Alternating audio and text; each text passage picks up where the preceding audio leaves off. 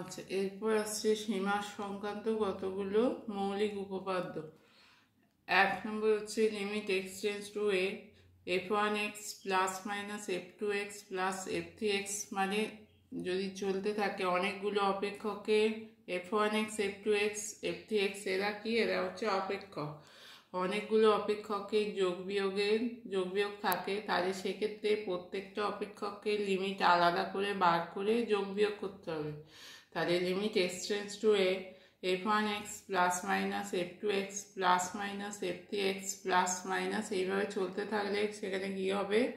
Limit x tends to a f1x plus minus limit x tends to a f2x plus minus limit x tends to a f3x, মানে প্রত্যেকটা limit আগে, প্রত্যেকটা আলাদা আলাদা অপেক্ষককে limit আগে বার করতে হবে, করে সেগুলোকে যোগ বিয়োগ করতে হবে।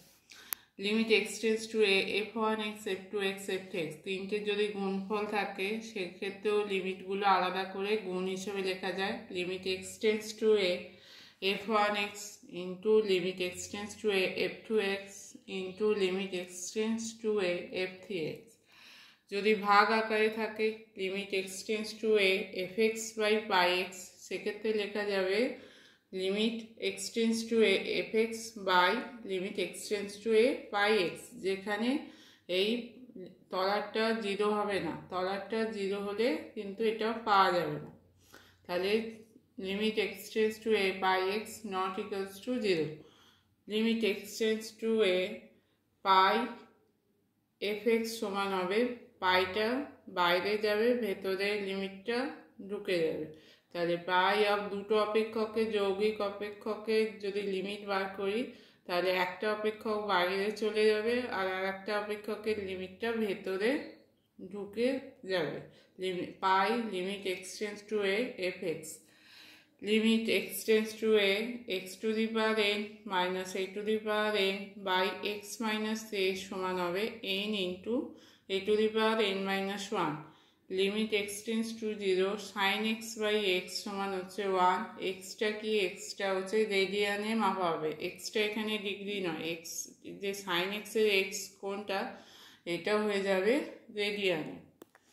আচ্ছা, যদি এক্স টেন্ডস টু 0 হয়, আবার অন্য আর একটা চলরাশি মনে করো এক্স টেন্ডস টু 0, আমি ইউ এর জায়গায় 3x, এটাও এক্স টেন্ডস টু 0 হলে 3xটাও 0 হবে, আমি ইউ সমান 3x ধরছি।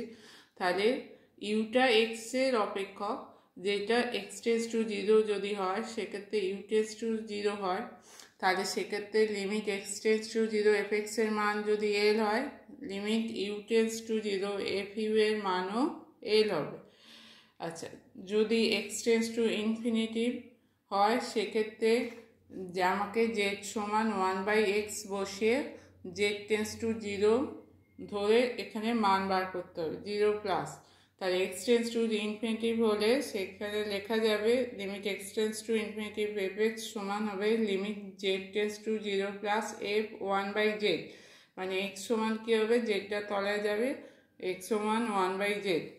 Limit x tends to a c fx, যদি ধ্রুবক পদের সঙ্গে অপেক্ষক গুণ থাকে তাহলে এই সিটা বাইরে, ধ্রুবকটা বাইরে চলে যায়, limit x tends to a fx হয়।